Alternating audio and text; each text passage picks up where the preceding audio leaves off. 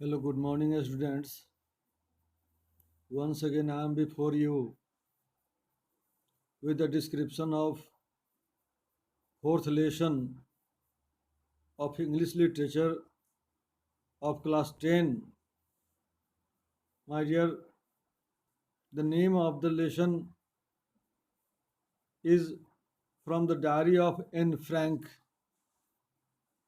Very inspiring lesson it is, my dear. And you will surprise to know the way of living of a 13-year-old Jewish girl named Anne Frank. She was born on 12th June 1929, and since then, you may tell it, she suffered a lot, and even she did a lot in a very short period of her life. This lesson is taken from a very famous book, and it is the diary of a young girl. As the title is, let us justify whether it is apt or not, as here we have an extract from the famous book, a very famous piece of writing. And actually, I would like to say, diary writing is really a strange thing. I would like to have a little bit of discussion. Why do we people write the pages of diaries? It is because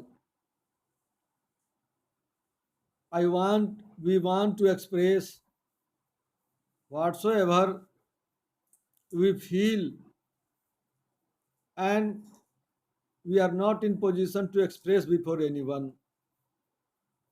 As here in the story, Anne Frank said, paper has much more patience than a person. Of course, I agree with the matter, and I see what is described on the page of our diary.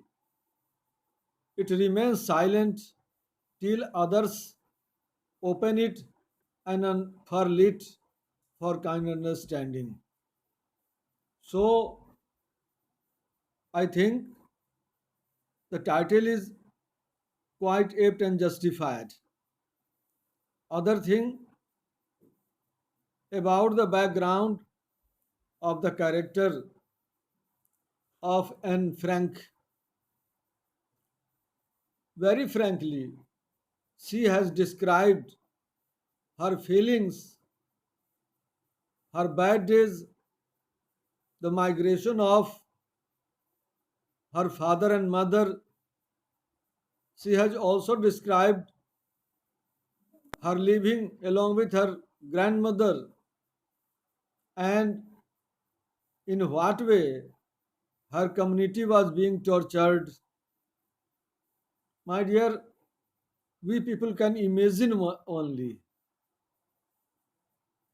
as her community, I mean Jewish, they were being tortured by the Nazi, and its head very cruelly they were treated.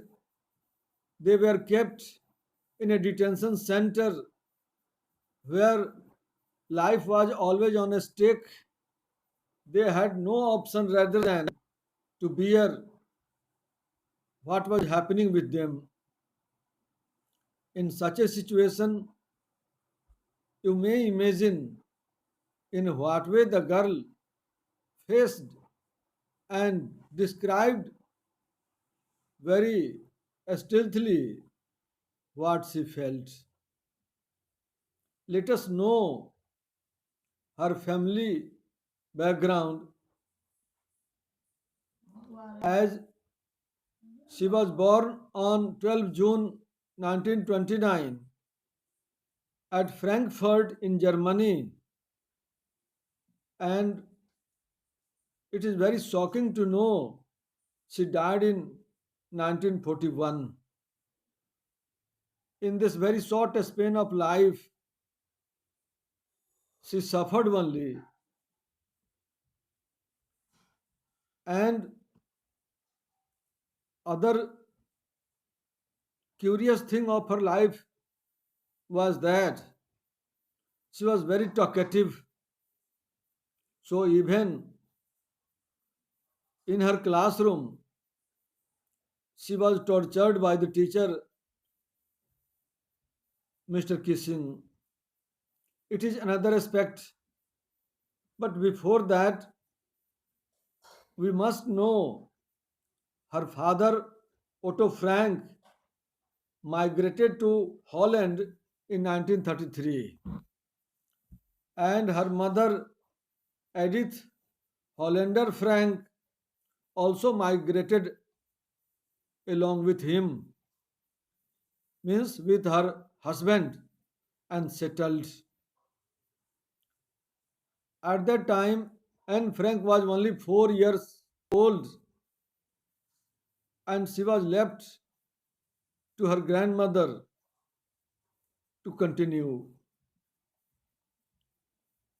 And other thing, she had much more love for her father. She said, I quote, my father is the most adorable father in the world. Of course, my dear, this is very heartiest expression by the character about the father. We have our fathers, and we all very happily may consider this statement is quite true. We should only consider our parents that they are very fine. They fulfill our all sorts of requirement. They look after and provide opportunity for the rest of life. As she could not deny, so we should not deny. And after that, she joined the company of her parents and was sent in a Montessori school. Later, her grandmother died, and after that, she remained with her parents. But after that, she was a mature and an intelligent girl. Her maturity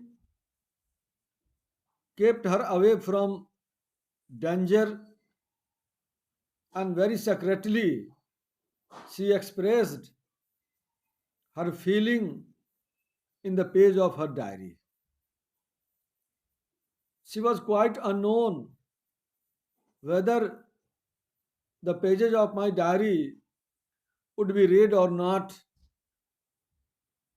We also do not know whether the pages of our diary would be read, but for our own satisfaction, we describe our feeling in words, and I think she learned to maintain a diary, and by means of it, she did.